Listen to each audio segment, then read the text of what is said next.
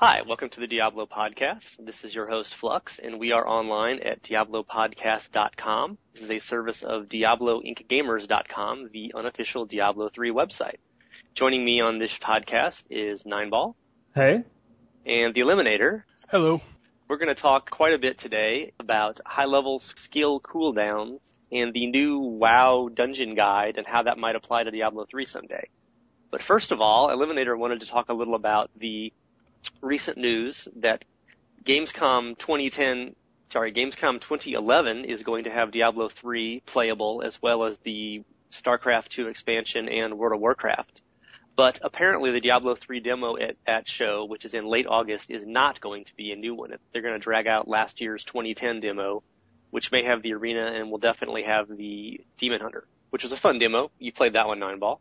Oh yeah, played it quite a bit. It was actually a really nice demo because it had an ending to it.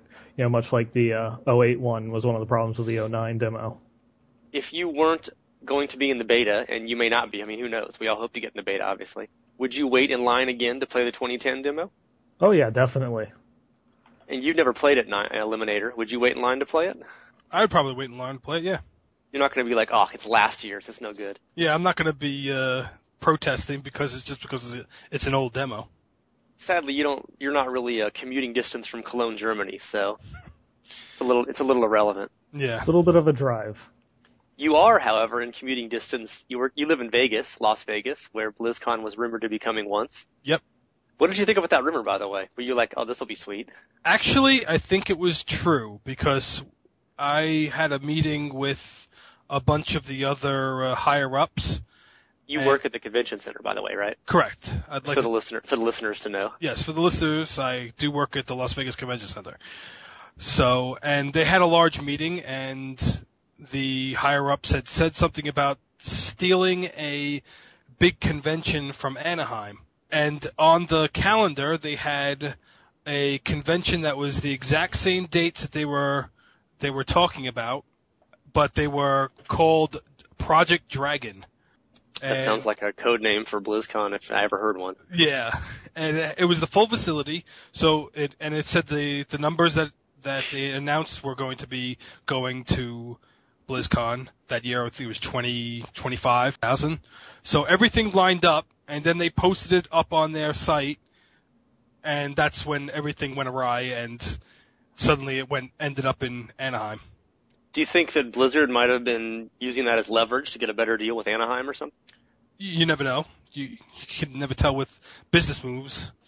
So you were mentioning a moment ago before we started recording that you had some insights into why there might not be the new version of Diablo 3 at the Gamescom convention. Yeah, well, the real reason I think that they aren't having that demo there is because they just don't have the time to finish the demo and then, test it, train all of the PR guys that are probably going to have to speak German, I'd imagine, to display the game over there. Then they have to pack it, ship it, and then set it up. And that's a lot of work, and usually it takes, for the setting up part, it usually takes for a convention of that side about a week or so. But it really comes down to the shipping. The shipping takes the longest amount of time, and due to the fact that it's overseas, it can take anywhere from, 3 weeks to 2 months, depending on how they're shipping the stuff, whether they're shipping it via plane or they're shipping it via ship. Shipping it via ship, yes, or boat, I should say. Yeah, so going would they by be plane shipping? is very expensive. Exactly. You mean they rent computers on the spot, and they just install Diablo 3 or whatever demo on those computers, I would think. So what are they? Well, sometimes they have to check to see if the program works on those computers. They're not going to just send them there and expect them to work automatically. They probably have a local, maybe computer manufacturer out there, maybe for the computers. Well, they have a local Blizzard offices, in Europe that I'm sure that they'd be able to pull the computers, test the specs, get it up and running, and be able to make sure that it works. But I'm pretty sure that the server that would be running the demo as the BattleNet emulation would be in Irvine, and they'd ship it from the Blizzard headquarters over there. Well, they are doing World of Warcraft and the new StarCraft expansion at the show. Obviously, those take a lot of the same time to set up. Those are already the new Heart of the Swarm demo has been ready for I think they had a press event like last month. Yeah, they had that a while ago. So that's already been, done and prepackaged so they can throw on a mobile server and then ship it over there and be good to go. But the Diablo 3 beta, they're only going to have a press event in the beginning, the end of July here. Yeah, and so we don't actually know if that is going to be a shippable beta, if they're going to still release it in August, or it might, still be pushed back until September before they have it ready to go. That could be one of the things that they don't want to go through and put that beta build onto a server, send it over to Gamescom, and then have Gamescom be able to play the beta before they actually have the beta itself go live, in case there's some sort of scheduling mix-up that causes them to push it back. So you think there's lots of reasons, and it's not just that Blizzard hates European people? Yeah, it's that's definitely one of them. I think not. I think they don't hate them at all because, as we know, because they have money. Exactly. Europe has a lot of money, and it's a very big market. Back to the computer situation. Even if they do have a manufacturer that's going to be delivering the computers, it still takes quite a bit of time to pack them up from wherever it is in Europe to send them to another location. Just look at BlizzCon. BlizzCon is literally only like 20 minutes away, 45 in traffic, from Irvine. But it still takes them a better part of a month to get that stuff ready. Yeah, although, they're already going to be running, like, 2 huge demos for World of Warcraft and Heart of the Swarm. So, just, increasing the amount of computers that you're going to be doing by half isn't really, a terrible amount when you're probably already putting in 80, 100 computers over there anyways. Pumping that up to 120 or 150, that's just going to be additional money, not really additional logistics. Yeah, we've seen pictures of the shows. We have photos, I'll link them in the Diablo podcast post from this, of Gamescom last year. And it looks like there were, 40 or 50 machines all set up in a big cluster, which is a lot until you compare it to BlizzCon, where there's, 500? Yeah. And we also had pictures from the GameStar convention last year of them setting up the Diablo III machines. So they just, they ordered these huge amounts of computers and have to put them all together at the show and make sure all the components are working and make sure the game works on them, et cetera, like you guys were just saying. Then there's the installation of the game onto all the actual computers themselves, and then they all have to be tied into a local server, which is, I'm sure, how they get around people trying to, leak a demo onto the internet, because the game itself would probably run off of a local server that they have set up at the convention center itself. And don't forget the rainbow transportation costs and unicorns. Those are very expensive to ship from country to country. Customs is horrible on those. Oh yeah. You have to keep a unicorn in customs for about 2 months. You sprinkle some of the unicorn dust on the demos, otherwise they don't run properly. We've seen this at BlizzCon. And also another thing about the demos is the fact that usually demos aren't really finished until maybe like a week or so before they actually need them. And the week or so before they're going to need them is at the end of this month. So you got to figure maybe sometime next week they'll finish them, and then they'll be in the testing phase to make sure everything runs properly. So it's just, logistically, it's just impossible for them to be able to. I'd rather have the game out sometime this year than have it delayed because people in Europe want to play the beta demo. They're a little busy at Blizzard Irvine right now. Sort of the ultimate crunch mode, getting ready for the beta, hopefully. The other thing that you guys we've sort of mentioned is that this is a press event coming up in late July, and they don't have the same standards, I would imagine, for a demo at a press event as they do for a game show. The press people aren't going to be on a 15-minute time limit and only seeing that 15 minutes of the game ever. They can give them kind of a less polished experience and a bigger area to play with, and there's more. You really need to get a polished, coherent, consistent, small area and do lots and lots of testing on it. They probably test these things for a month. Yeah. I remember they said they tested the PvP demo for months before last year's BlizzCon to make sure it was fairly well balanced. And also, you don't want any bugs, going through and popping out, because that's the last thing that you want to deal with is someone that just stood an hour and a half in line to play a 15-minute demo, and 2 minutes in, their game crashes, and then eats up the next 8 minutes of their time having to reboot the computer and get everything back up and running. In theory, they'll have that. They'll have a cool new demo for BlizzCon, which is, almost 3 months after this press event. And hopefully it'll be about 2 months after the beta starts, so they'll have lots of time to polish it. I think that's just proof that a good beta, a good demo, I should say, is not just throwing you into the beginning of the game. A good demo is always a game that's been planned out and puts you in a situation where you're going to experience the game a lot more to its strengths. Moving right along, one of the more contentious points where Bashiok revealed that the 3 highest tier skills for the Barbarian in Diablo III had 2-minute cooldowns per skill. And you can ameliorate that slightly with perhaps traits or equipment. We're not sure exactly, or maybe just more points in the skill to make it a little bit less, but still very long cooldowns.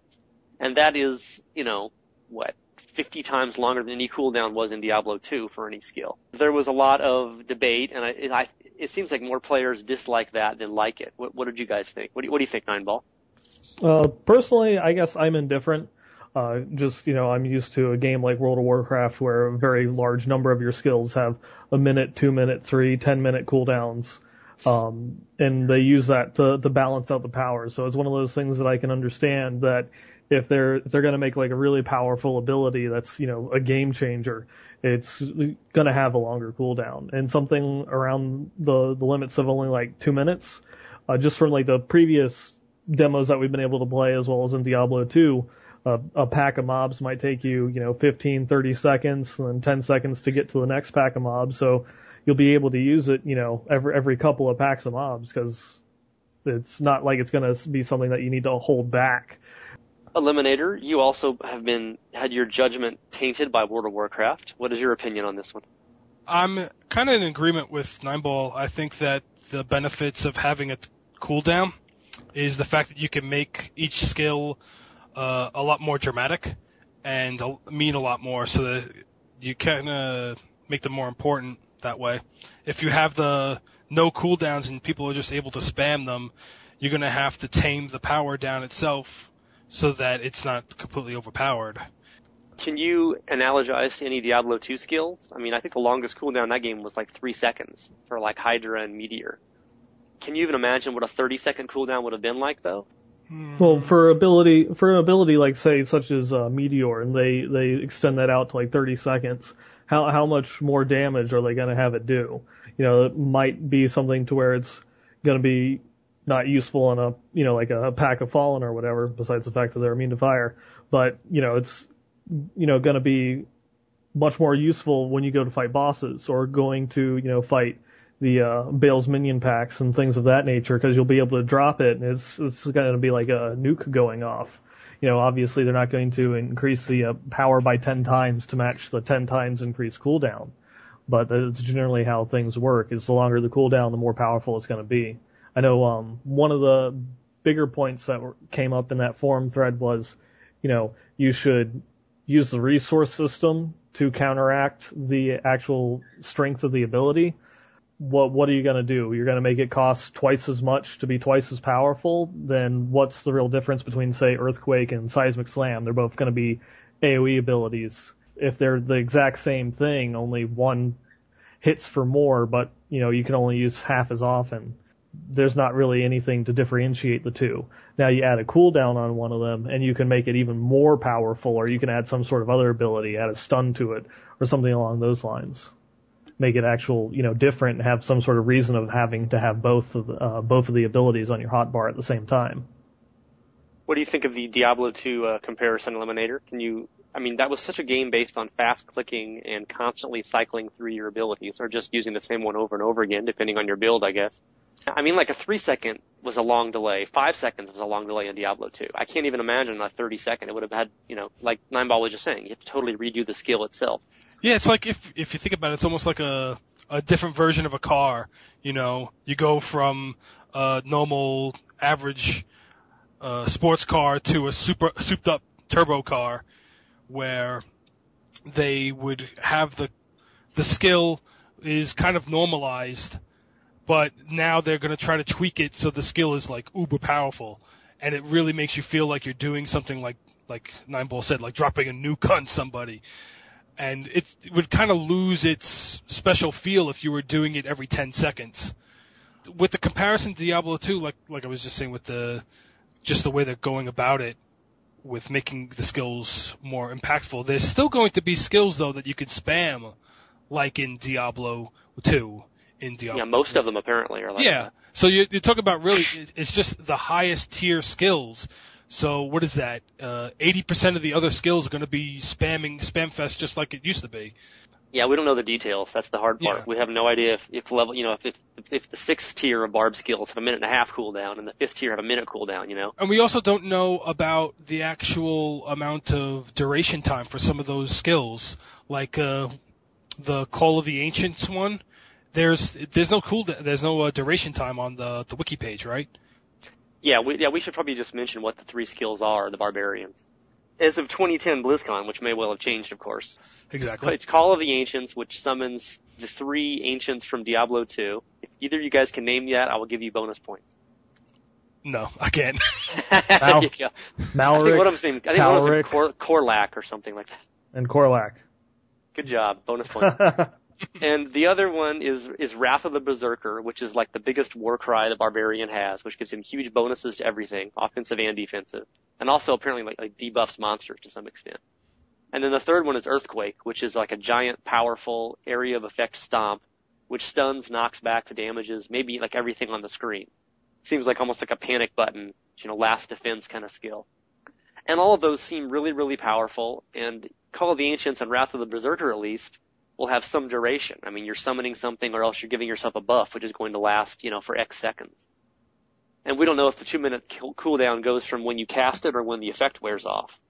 But either way, those aren't really skills you'd ever want to spam, it doesn't seem like. Whereas Earthquake you actually might want to, but like Neinball said earlier, if it's so powerful that, you don't need to spam it. It'll clear out a whole damn pack each time you use it almost. It'll be too powerful then.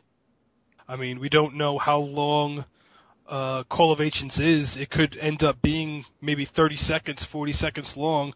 Plus, there was talks about, reduction in cooldown talents or traits, and also what the duration will be as you level up the skill. Plus, we don't know if there's going to be things to increase those durations as well. Yeah, I think probably the one problem that you might run into is if you want to use all 3 of those skills. They'll be accounting for almost half of your abilities that you can only use once every 2 minutes. Now you'll probably rock face on, super uniques and bosses when you have all 3 of those abilities. But, just trying to get through the ability, trying to get to the bosses, you might struggle a little bit if you try to build your character that way.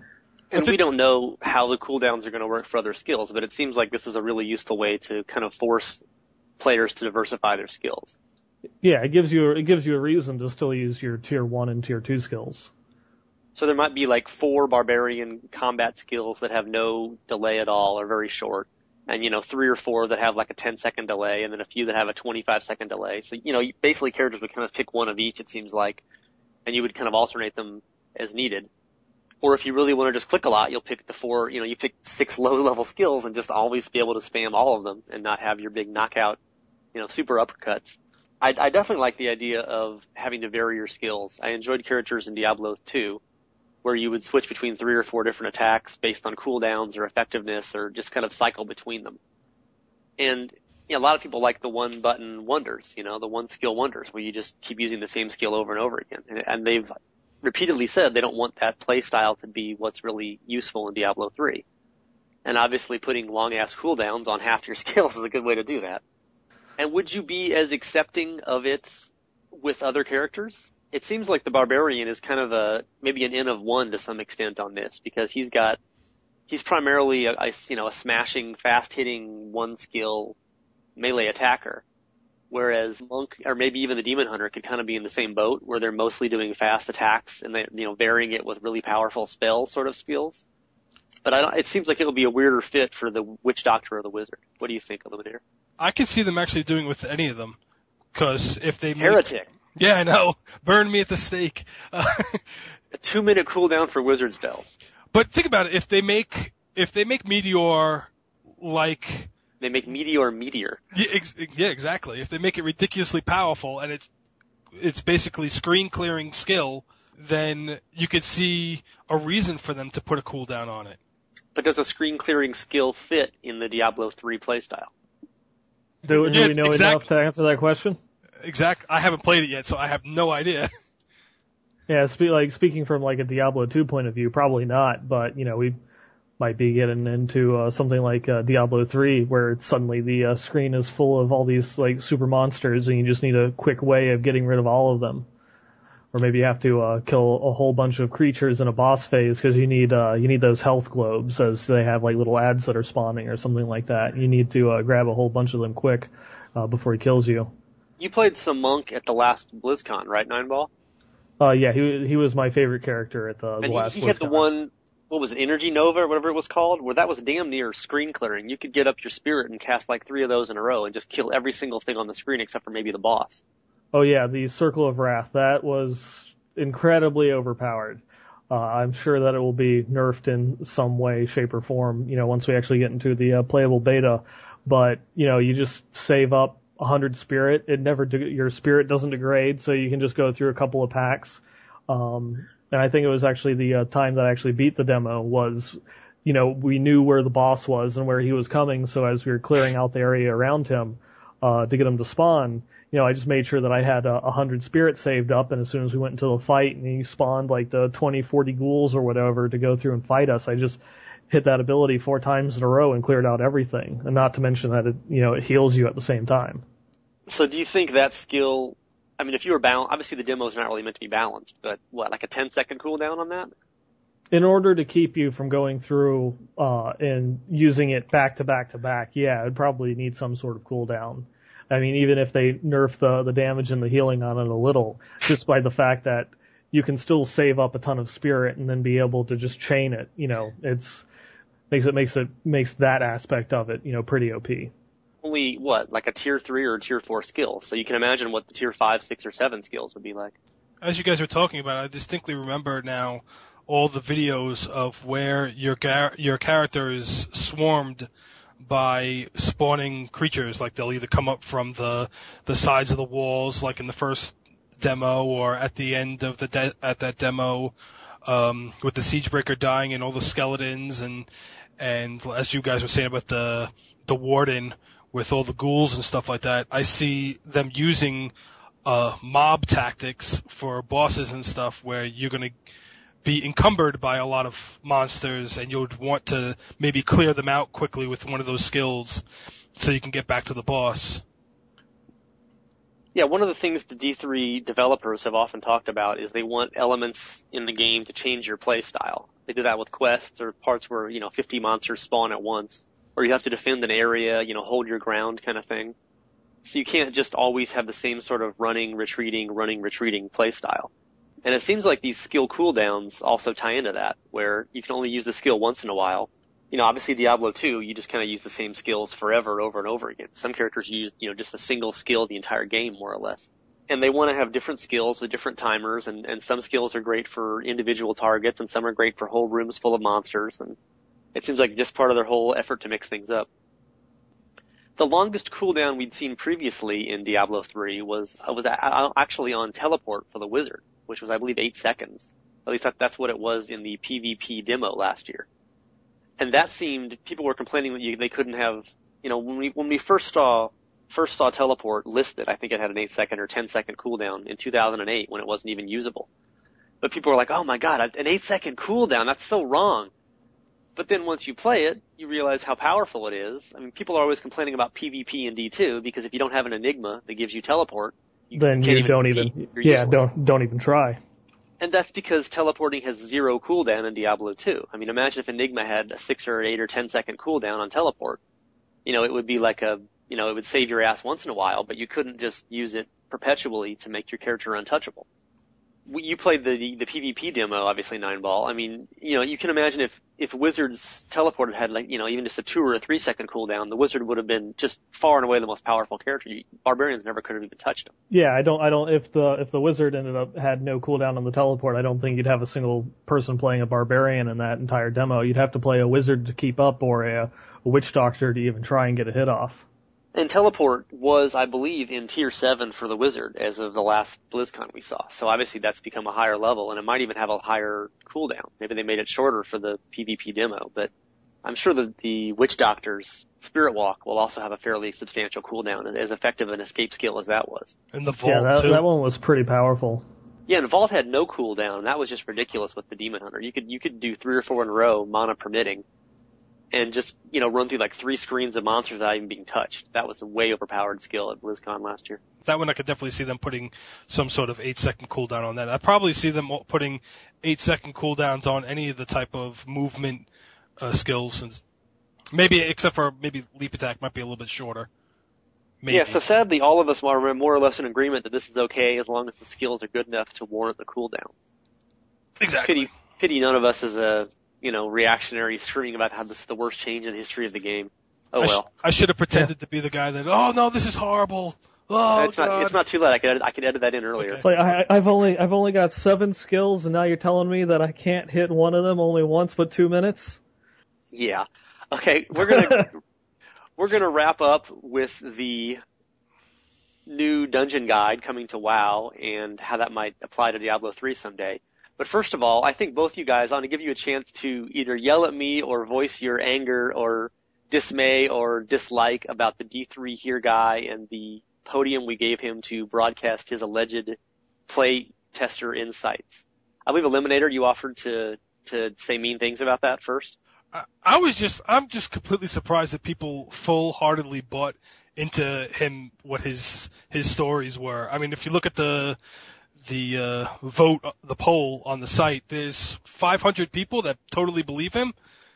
I can't understand those people. Must be people that are just casual Diablo 3 fans. They just look at some news every once in a while and don't really pay attention to it that intensely like a lot of the people on the site do. Okay, I have a follow-up for you on that, but first let me get Neinball's basic reaction to it. It was interesting to me. I felt that, there was a whole bunch of red flags that went through and said that at least to me, said that it was fake.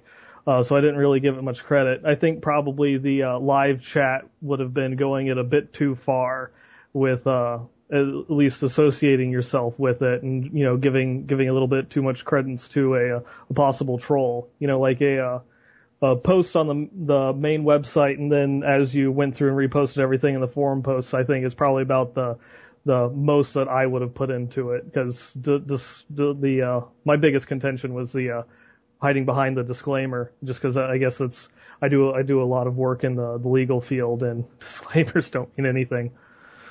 Yeah, I thought that was a little uneducated in legalese, is attempting to do it that way. Oh, I guess this is going off subject now, but I work in securities litigation where you have like 4-page disclaimers of legalese, and at the end of the day, they don't really mean much of anything. Just saying, this doesn't mean anything in quotation marks and with a wink, wink, wink, wink. Yeah, exactly. I mean, that alone would break his own little legal disclaimer that he had on his webpage. Why didn't you believe him? What, did you just find it inconceivable that a D3 playtester would leak info, or there were specific things that he said that you didn't agree, that you thought were wrong, or just the overall tone? It was a little bit of combination of all of them. I think what really set it off was when he started answering questions. Immediately you started looking at them and they just didn't sound, A, they didn't sound right, and B, they were contradictory to what we had been already informed about through Blizzard.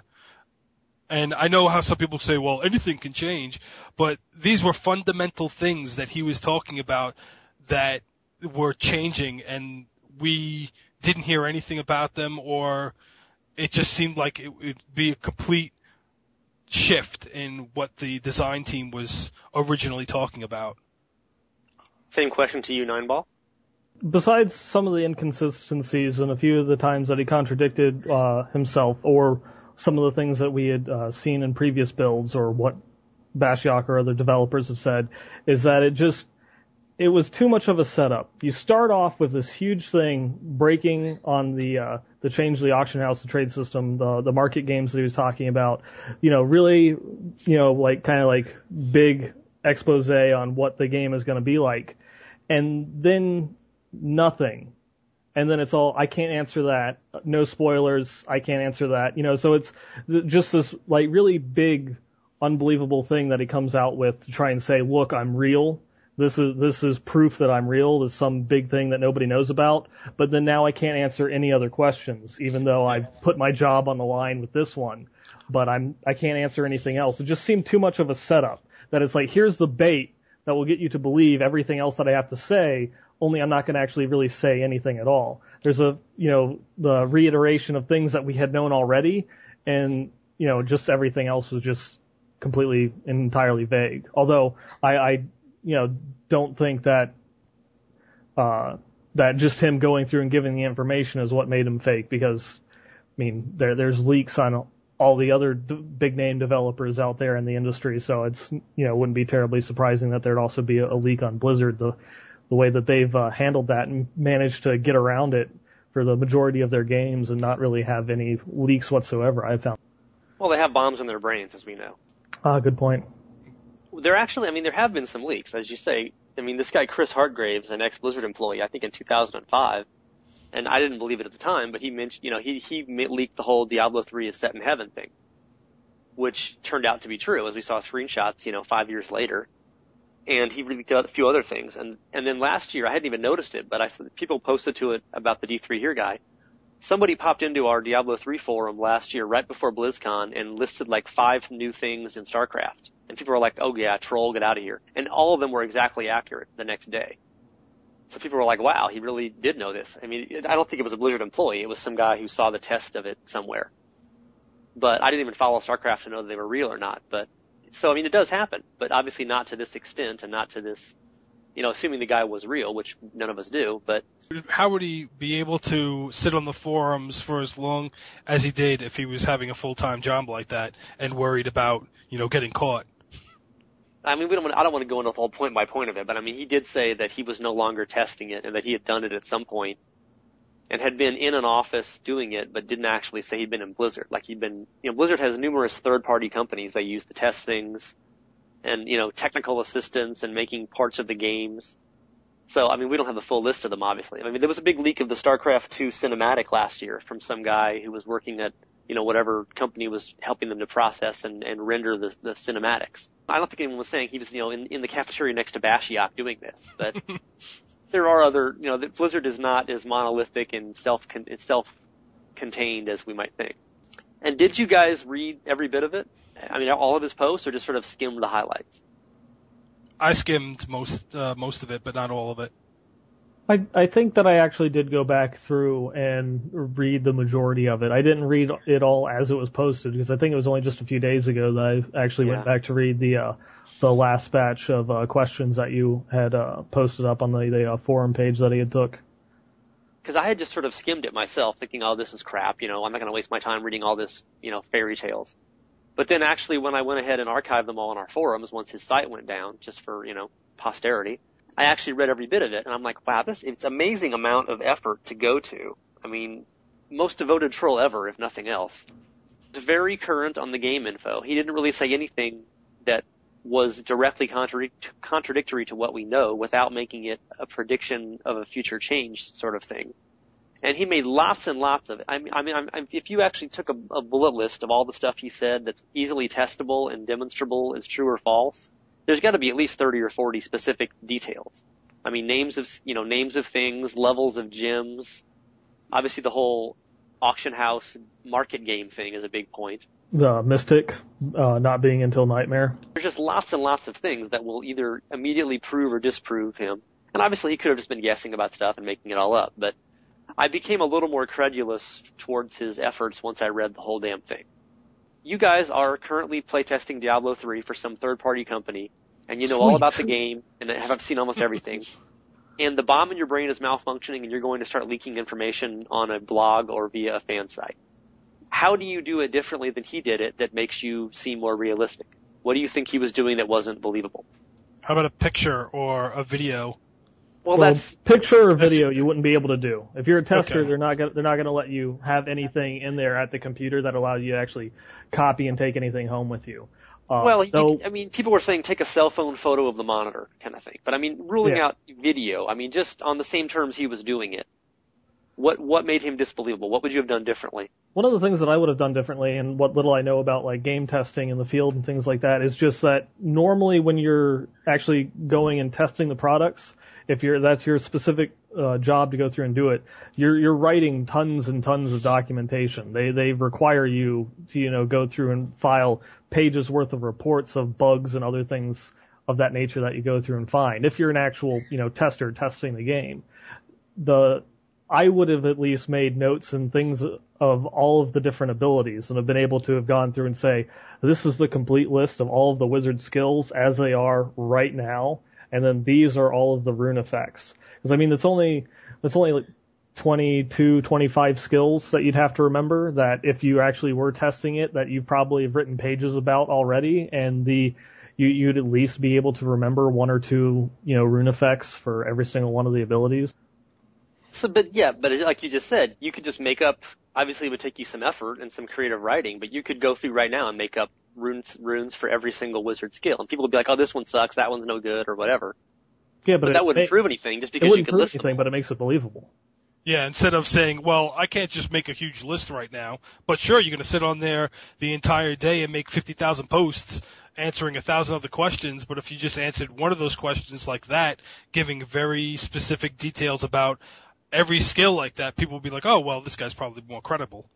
The lengthy cooldowns. I don't recall him ever mentioning anything about cooldowns on skills. You figure he would say something about that. Yeah, I mean, that's just the one new detail that's come out since he did all these posts. Yeah. And if 2/3 of the skills in the game have, 30-second or longer cooldowns, there's no way you would not mention that. Talking to people, from the Diablo II skill mindset. The thing is about him is that he would say something like, oh, well, they just changed that, so I didn't even know about that until just now. The same. Yeah, but, that's not like one small, they didn't just go and put, global cooldowns for every skill in the game a week ago, Obviously that's something they've been working on a long time. Yeah. Exactly. And also if it was something that they do, it make it even more, relevant, because it's like, oh yeah, and 2 weeks ago they put a 30-second cooldown on everything tier 5 and higher. So yeah, I think that is a kind of a nail in the coffin there, perhaps. Well, yeah. Also, I mean, it's especially for like his first set for the Q&A. The first couple of questions in the auction house thing that he went through and talked about. Who asked him those questions in the beginning? I don't remember. It's like his blog just came into existence and had some pre-asked questions already. Yeah, so he probably maybe manufactured his own first couple of questions. And then those damn fan sites started linking to them, and it all took off. Yeah. Troublemaking kids. Okay, and obviously the whole auction house thing, I mean, that'll be, if it's nothing like what he described, that'll be, obviously game, set, and match right there. Yeah, we'll know definitely August 2nd, because, that's when we'll have a lot of the information on the beta. I'm sure that they'll announce all of the remaining systems that they have to go through and do, with the exception of probably like in-game things like that. But I'm sure the trading system for how big it's going to be in the game is going to be one of those things that they're going to go through and talk about at that press event. So, or August 1st, August 2nd is going to be the make or break day for knowing whether he was a troll or not. I think the thing about the marketplace is there's possibilities that something of that nature could happen, but just not the way that he described it. Well, that's because they changed it in the last month. Yeah.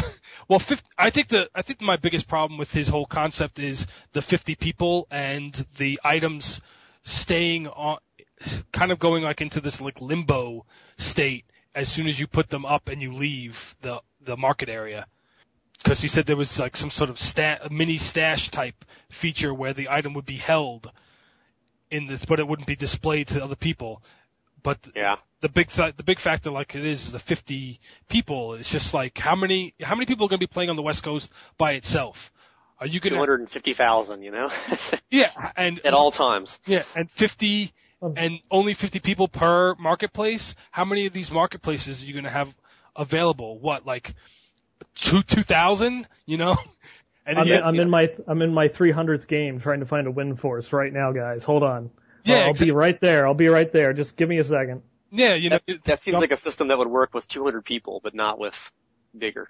Yeah, well, he did say in that you could go seller only and have it broadcast to all games, but I mean that's also that it times out, it AFKs you out of the game within like under 4 minutes from what he was saying. So I have to be at my computer hitting the space bar once every 4 minutes and not playing for like the next like 5 hours if I ever want to sell anything. And while that, I can't jump games to try and buy something for myself. Do you remember when the Simpsons episode where Homer got the job working at home and he weighed 500 pounds and he put the bird thing that kept tapping the computer so it seemed like he was at his office all the time? Oh yes. That would be the workaround for the timing out of the trade games in the Diablo 3 marketplace. You just see one of those little birds. Yeah, the little drip birds. Yeah, the perpetual motion thing, and every 5 seconds it taps your spacebar. That way you can finally sell your Windforce. Yeah. That's what a high-tech fix. That's what the Chinese farmers are going to do. And if you can gain 400 pounds and wear a colorful muumuu as well, you can fit right in with Homer. Yeah, and the government will pay for it. Yes. It's just. I was going to make a Bobby Kotick joke there, but the electroshock kicked in. And Okay, that's it for part 1 of the podcast. Part 2 will be along tomorrow morning, and it is primarily about the new dungeon guide in World of Warcraft and how that sort of feature might be incorporated into Diablo 3 at some point, and how some players would be pretty happy to have complete guides and walkthroughs to every aspect of games, and how that's sort of a betrayal of what it was like being a gamer 10 or 15 or 20 years ago, where you had to walk uphill through virtual snow 5 miles both ways. Thanks for listening, and we will talk to you tomorrow.